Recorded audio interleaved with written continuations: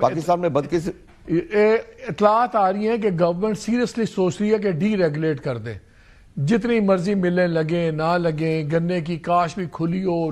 D regulation کا فائدہ ہے کہ اگر انہوں نے کہا جی جس نے امپورٹ کرنی ہے جو مرضی کرو گے کھول دو، اس کو پروٹیکٹڈ انڈسٹری رکھو ہی نہ۔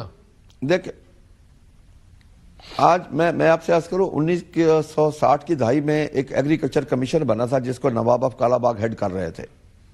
ان کی سفارشات میں پہلی سفارش یہ تھی کہ پتوں کی سے لے کے رحیمیت خان تک کوئی شوگر مل نہ لگے، یہ کاٹن ایریا ہے۔ ہم نے ساری شوگر ملیں وہاں پہ لگا دی ہیں۔ ایک دوسرا، نئی شوگر مل لگانے کے لیے ہمیں پہلے یہ دیکھنا چاہیے کہ جو پہلی ہمارے پاس شوگر ملیں لگی ہوئی ہیں کیا ہماری چینی کی ضرورت پوری کرتی ہیں، جو اس سے زیادہ ہے؟ میرا خیال میں اس سے کہیں زیادہ ہے، ہمیں اور شوگر مل لگانے کی ضرورت نہیں ہے۔ اس وقت ہمارے پاس جو سب سے بڑا فصل کم ہو رہی ہے وہ کپاس ہے۔ ہمیں فوکس کرنا چاہیے کہ ہم کپاس کو کیسے واپس لے کے آ سکتے ہیں۔ اگر ہم شوگر ملیں لگاتے رہیں گے تو ہم ٹیکسٹائل کو بالکل تباہ و برباد کر دیں گے۔ آج ہماری بات شوگر پہ ہو رہی ہے، مجھے یہ بتائیں، آپ گنے والے کہتے ہیں ہمارا استحصال ہوتا ہے کیونکہ ان کا بھی ایک کنسورشیم بنا ہوا ہے نا، یہ اب ایک گروپ بن کے بیٹھ گیا ہے، اپنی مرضی سے قیمتیں رکھتے ہیں، اپنی مرضی سے کرشنگ سیزن رکھتے ہیں۔ اگر یہ کھل جاتا ہے اور کوئی بھی کاروباری بندہ ایسے نیو شوگر مل نہیں لگائے، اگر کاروباری اس کو نفع نہیں ہے، آپ کو فائدہ نہیں کسان کے طور پہ کہ پھر کمپٹیشن بڑھتا ہے۔ جہاں اس وقت 2 ملے ہیں یا 1 ملا ہے وہاں پہ اگر 5 لگ جائیں تو کسان کو تو فائدہ ہے، اس کو تو 5 گاہک ہوں گے، 2 بیچنے والے ہوں گے، تو اس کو کیا نقصان ہے؟ دیکھیں مالک صاحب، ایز اے کاشتکار مجھے end to end deregulate کرنے پہ کوئی اعتراض نہیں ہے، کیونکہ انہوں نے ہمیں گندم میں بھی دھوکہ دیا کہ ہم نے ڈی ریگولیٹ کیا، لیکن اس کو ڈی ریگولیٹ نہ کیا گیا۔ جب کاشتکار کی باری آئی تو اس کو ریگولیٹ کر دیا جاتا ہے، یعنی کہ end to end deregulate نہیں کیا گیا۔ اب بھی حکومت ہمیں وضاحت کر دے، end to end deregulate کر دے، ہمیں کوئی اعتراض نہیں ہے۔ پھر جتنی مرضی کو چینی امپورٹ کرے ایکسپورٹ کرے، ہمیں اس پہ کوئی پابندی نہیں ہونی چاہیے۔ پھر گنے کا ریٹ جہاں مرضی چلا جائے اس پہ بھی حکومت کا کوئی اعتراض نہیں ہونا چاہیے۔ پھر چینی کا ریٹ جہاں مرضی چلا جائے حکومت کو پھر کوئی اعتراض نہیں ہونا چاہیے، کیونکہ پھر end to end deregulate ہوگا، پھر ایک انٹرنیشنلی کمپٹیشن ہوگا۔ ہم کاشتکار اس کے لیے تیار ہیں، لیکن ہم کاشتکاروں کا ایک ہی مطالبہ ہے کہ ہمیں کاسٹ آف پروڈکشن میں بھی پھر ریجن کے ساتھ لیول پلینگ فیلڈ دیا جائے، کیونکہ ہماری کاسٹ آف پروڈکشن کئی 100% زیادہ ہے جی، کہ ہم اگر یوریا کا بیگ خریدتے ہیں تو ہمیں مل رہا ہے 4300 روپے کا، انڈین کاشتکار کو وہ مل رہا ہے پاکستانی روپیز میں 884 روپے کا۔ میں اگر ڈی اے پی کا بیگ ڈالتا ہوں تو 15,200 روپے آج اس کا ریٹ ہے، انڈین کاشتکار کو پاکستانی روپیز میں 4,000 روپے کا مل رہا ہے۔ میری بجلی کا یونٹ پاکستان کی ہسٹری میں پہلی دفعہ یہ مجھے بتائیں، یہ کھاد وغیرہ میں اتنا فرق کیوں ہے؟ کیا گورنمنٹ کے ٹیکسز ہیں، اس پہ کیا وجہ ہے؟ 884 روپے اور 4,000 میں بڑا فرق ہے۔ 4,300 سر، دنیا میں ایگریکلچر ایک سبسڈائز سبجیکٹ ہے، وہاں ایک ہیولی سبسڈی دی جاتی ہے جی۔ پاکستان میں وہ سبسڈی نہیں ہے کہ جی آئی ایم ایف نے منع کر دیا۔ آئی ایم ایف نے انہیں تنخواہیں بڑھانے سے منع نہیں کیا، اسپیکر کی اور چیئرمین سینٹ کی 25 لاکھ کر دیے تو اس کا منع نہیں کیا گیا، باقی عیاشیوں پہ منع نہیں کیا گیا۔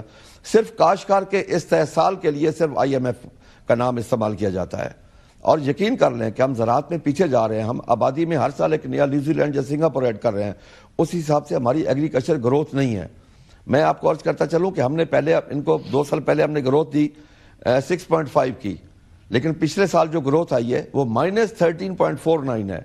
اگر ہم 2.5-3% آبادی میں بڑھا رہے ہیں اور اگر یہ مائنس میں ہماری ایگریکلچر گروتھ ہوگی تو پھر کیا ہوگا کہ ہمارا امپورٹ بل بڑھ جائے گا۔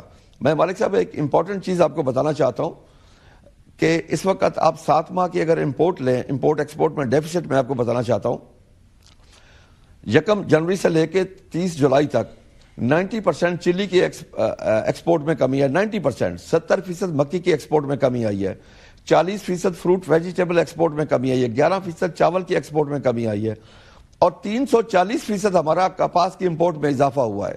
ہمیں یہ چیزیں بیٹھ کے دیکھنی چاہیے، ہمیں ایڈریس کرنا چاہیے۔ ہمیں آج تو ضرورت ہے کہ غیر آباد رقبوں کو آباد کریں، ہم اپنی زراعت کے اوپر انویسٹمنٹ کریں۔ اس وقت اس سیکٹر کے اوپر انویسٹمنٹ کی ضرورت ہے، ہم فیصلے نہیں کر پاتے، ہمیں پتہ ہی نہیں ہوتا کہ ریٹ کیا ہمیں ملے گا۔ دیکھیں نا، یہ ریٹ طے ہونا چاہیے کم از کم 1 سال پہلے۔ دنیا میں فیوچر مارکیٹنگ ہے۔ اب آپ یہ دیکھیں نا کہ انڈین ہمارے دشمن ملک کے کاشتکار کو جولائی 2024 میں اس کو گندم کا ریٹ دے دیا گیا جو اس نے 25 میں کاشت کرنی ہے اور 26 میں ہارویسٹ کرنی ہے۔ ہمیں نہیں پتا کہ ہمیں ریٹ کیا ملے گا۔ ہمیں آج بھی کوئی پتہ نہیں ہمیں کہ انڈیکیٹر پرائس تو 3500 دی گئی ہے، لیکن ابھی انشور نہیں کیا گیا کہ ہم سے خریداری کیسے ہوگی. یعنی اس وقت ٹوٹل ابہام میں ہے. ہمیں مل بیٹھ کے، میں معذرت کے ساتھ کہوں گا سر کہ یہاں پہ سندھ حکومت، پنجاب حکومت آپس میں تضادات کر رہے ہیں، حالانکہ ان کو مل بیٹھنا چاہیے زراعت کے لیے، معیشت کے لیے، ایجوکیشن کے لیے، ہیلتھ کے لیے، لیکن اس کے لیے مل نہیں بیٹھتے. جہاں ان کا اپنا مقصد ہوتا ہے، اپنے فائدے ہوتے ہیں، وہاں ان کا اتفاق ہوتا ہے، وہاں یہ سارے اکٹھے ہوتے ہیں. آج ہم ایک زرعی ملک ہونے کے باوجود ہم بہت پیچھے جا رہے ہیں. پنجاب اسمبلی میں آپ پنجاب سے بیٹھے ہوئے ہیں، اتنے سارے خود ذمہ دار ہیں، یا وہ شوگر مل چلا رہے ہیں، یا وہ گنا اگا رہے ہیں، یا وہ گندم بیچ رہے ہیں، یا گندم خرید رہے ہیں.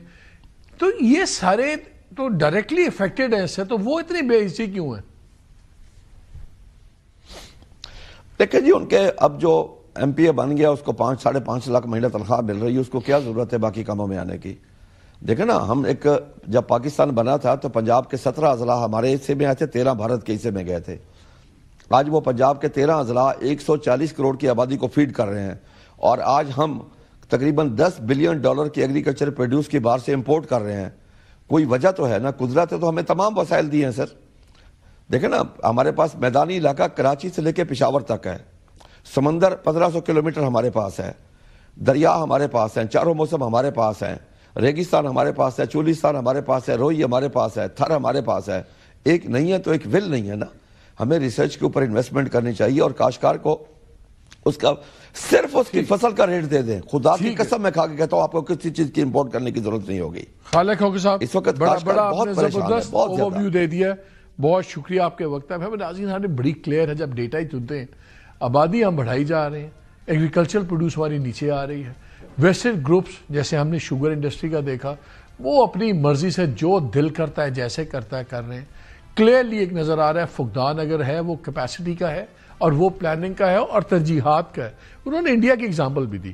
یہ بڑی امپورٹنٹ بات تھی کہ اگر 1 سال پہلے ایک کلیئر کٹ پرائس انڈیکیٹر تھا، اور یہ بندہ اب بیٹھے ہمیں بتا رہے ہیں کہ جو فصل اب کرشنگ ہو رہی ہے، اب بکنی ہے اگلے 15 دنوں میں، ان کو اس کی پرائس کا بھی نہیں پتا.